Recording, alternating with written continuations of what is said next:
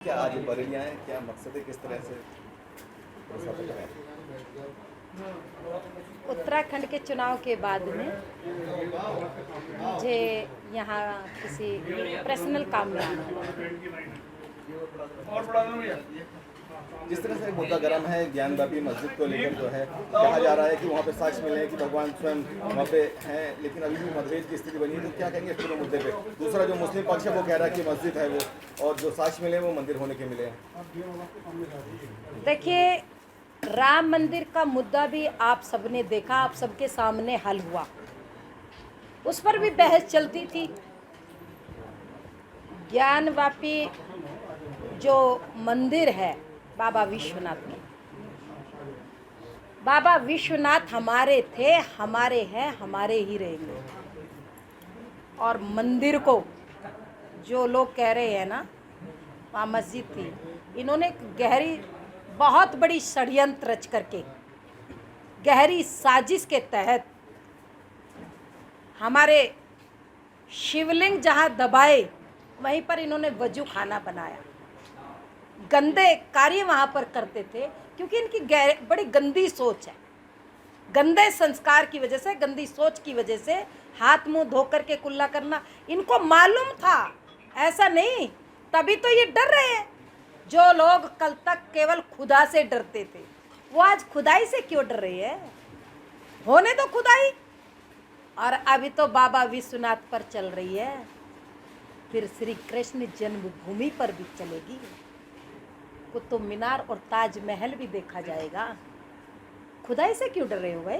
खुदा से डरो, कराओ खुदाई चैलेंज करके। अगर तुम लोग सच्चे हो, सच्चे नहीं है ना, हमारे मंदिरों को तोड़ तोड़ करके मस्जिदें खड़ी की गई। अब वे हमें अपने मंदिर चाहिए। बाबा विश्वनाथ मंदिर हमारा था, हमारा है। जैसे राम मंदिर बना है ना, चिंता ना करिए, वो भी बन जाएगा। इनको हल्ले मचाने दो। इनका काम है राजनीति करना, गंदी राजनीति करना। जो लोग बेगम बीबी में अंतर नहीं कर पाते वो हमें समझा रहे हैं, फव्वारे में और शिवलिंग में अंतर समझा रहे हैं। क्या ज्ञानवापी मस्जिद का भी वही हाल होगा जो बाबरी मस्जिद का हुआ था? समय आने दो, समय बताएगा क्या हाल होगा और कैसे बाबा विश्वनाथ मंदिर बनेगा, भव्य बाबा विश्वनाथ मंदिर बनेगा। देखिए, बाबा विश्वनाथ मंदिर हमारा था, हमारा है और हमारा ही रहेगा। प्रूफ सब पूरी दुनिया देख रही है। बाबा विश्वनाथ मंदिर पर जो प्रूफ निकल रहे हैं, शिवलिंग, बहुत सारी मंदिरों की आकृतियाँ वहाँ पर निकल रही, उससे निश्चित रूप से पूरा देश जानता है। लेकिन हाँ, कुछ लोग सच को छुपाने का प्रयास कर रहे हैं। खुशबू कभी आ नहीं सकती, खुशबू कभी आ नहीं सकती कागज के फूलों से। सच कभी छुप नहीं सकता झूठे उसूलों से। तो ये सच है कि बाबा विश्वनाथ हमारे थे, हमारे हैं, हमारे ही रहेंगे। और रही बात ज्ञान व्यापी, इनके पुरखे उर्दू चाटते चाटते मर गए। ज्ञान व्यापी का ये अर्थ नहीं जानते। वो मंदिर था, मंदिर है, मंदिर ही रहेगा। वो कह रहे हैं फाउंटेन है, आप लोग कह रहे हैं शिवलिंग है। जो लोग बेगम में, बीबी में, बकरी में अंतर ना समझ पाए वो शिवलिंग और फव्वारे में अंतर समझा रहे देश को। 400 साल पहले बिजली, क्या उन लोगों ने, बिजली नहीं थी, फव्वारा क्या फूंक मार करके चालू किया था? तो इसलिए इन लोगों के इन तथ्यों में कोई सच्चाई नहीं है। आप मान रही हैं कि किस तरीके से शिवलिंग के ऊपर हाथ धोए जा रहे थे, कुल्ला करा जा रहा था, कहीं ना कहीं ये हिंदू समाज को अपमानित करने का एक गहरा षड्यंत्र था। बहुत इनके सोची समझी साजिश थी। जिन लोगों ने हमारे मंदिर को, बाबा विश्वनाथ को तोड़ करके वहाँ पर ये मस्जिद बनाने का काम किया, वहाँ ये वजू कर रहे हैं, हाथ पैर धो रहे हैं, गंदे क्या नाम वहाँ पर पानी डाल रहे हैं हमारे शिवलिंग के ऊपर। इनका ये गहरा षड्यंत्र था, बहुत सोची समझी साजिश थी, उसके तहत ये कार्य कर रहे थे।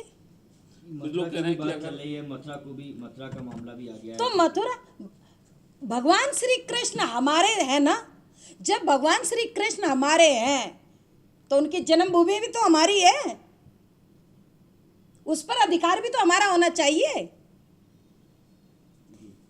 इसके अलावा आज आजमगढ़ से कुछ लोग आए थे, उन्होंने कल आए थे और उन्होंने ताजमहल में नमाज पढ़ी वहाँ। कोई बात नहीं, अभी जरा बाबा विश्वनाथ के मंदिर का अभी हल निकलने दो, धीरे धीरे ताजमहल का भी हो जाएगा। कुतुब मीनार को विष्णु स्तंभ कहा जा रहा है, बहुत सारी चीजें वहाँ पर भी बहुत सारे, मैं आज न्यूज़पेपर पढ़ रही थी, अखबार में आया है कितने मंदिरों के वहाँ पर वे उनके चित्रकारियाँ और बहुत सारे जो मंदिरों के हमारे शिवलिंग हैं, जो कलाकृतियाँ हैं वहाँ पर मिल रही है। तो ये झूठ नहीं, ये सच्चाई है। हमारे मंदिरों को तोड़ने का काम मुगलों ने बड़ी सोची समझी साजिश के तहत, एक षड्यंत्र के तहत किया, वो हमें वापस चाहिए, हमारा अधिकार है। कुछ मुस्लिम नेता कह रहे कि अगर ऐसा हुआ जो बाबरी में टाइम तो हम शांत रहे, पर अब शांत नहीं रहेंगे। ओबीसी कह रहे हैं कि बाबरी तो हमने खो दी, हमने खोने नहीं दिया। देखिए, मैं मीडिया के माध्यम से वैसे मैं इस तरह की कोई बात नहीं कर रही थी, सुन रही थी कि ये किस स्तर तक गिर सकता है ओबीसी ये देश के अंदर। हिंदुस्तान की मैं सभी एजेंसियों से निवेदन करना चाहती हूँ कि इसकी जरूर नज़र रखी जाए ओबीसी पर। ये देश के अंदर गृह युद्ध कराना चाहता है। आतंकी यासीन मलिक को उम्र कैद की सजा। हाँ, तो आतंकियों को उम्र कैद होनी चाहिए, इनको फांसी मिलनी चाहिए भाई। और ये केवल भारतीय जनता पार्टी में ही हिम्मत है जो आतंकियों को सजा दे रही है। कल सदन में जो अखिलेश यादव ने उप मुख्यमंत्री सपा मौर्य से जो भाषा इस्तेमाल की, क्या लगता है ये होना चाहिए था? देखिए, माननीय हमारे डिप्टी सीएम साहब हो या सीएम साहब हो, उत्तर प्रदेश की जनता जानती कितने संस्कारित, कितने सभ्य, कितने सुशील, कितने विनम्र है। अखिलेश ने जो कल परिचय दिया वो उसकी संस्कारहीनता का परिचय। पूरे प्रदेश में नहीं, देश में थू हो रही है। उनमें संस्कार नाम की कोई चीज़ नहीं है, इसलिए इससे ज़्यादा मैं कुछ नहीं कहूँगी। अखंड भारत की बात चल रही है, तो आरएसएस का कहना है 15 साल में हम अखंड भारत बना लेंगे, क्या कहेंगे? देखिए, राष्ट्रीय स्वयंसेवक संघ ने जो कहा वो किया। और रही बात अखंड भारत की, अखंड भारत तो ये बनेगा, निश्चित रूप से बनेगा, मोदी जी के शासन में ही बनेगा। हिंदुस्तान हमारा था, हमारा है, अखंड भारत भी हमारा ही रहेगा। राहुल गांधी ने कैम्ब्रिज में एक बयान दिया कि भाजपा के लोग या भाजपा तेल छिड़कने का काम कर रही है, इस पर क्या कहेंगे? कांग्रेस ने 70 साल तक क्या चने बेच करके काम किया?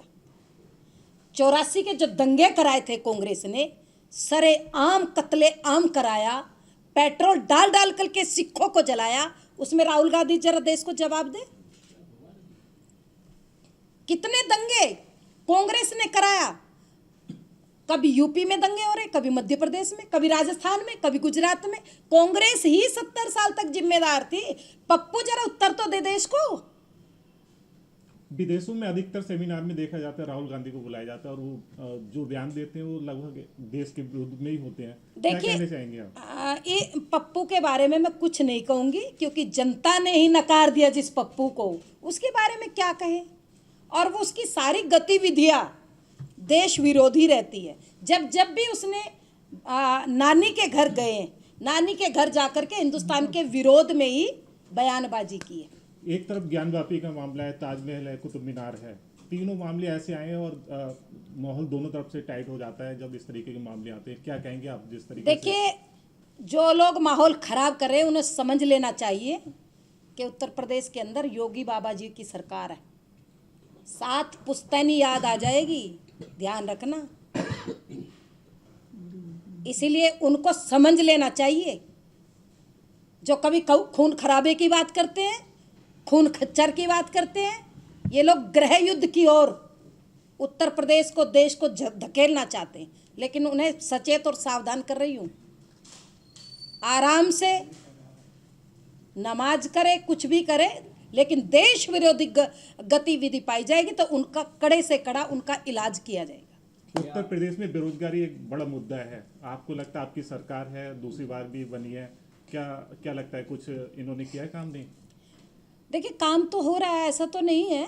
उत्तर प्रदेश में अभी सरकार 5 साल रही है, बहुत कुछ बदलाव हुए हैं, तभी तो उत्तर प्रदेश की जनता ने दोबारा भारतीय जनता पार्टी को सत्ता दी है।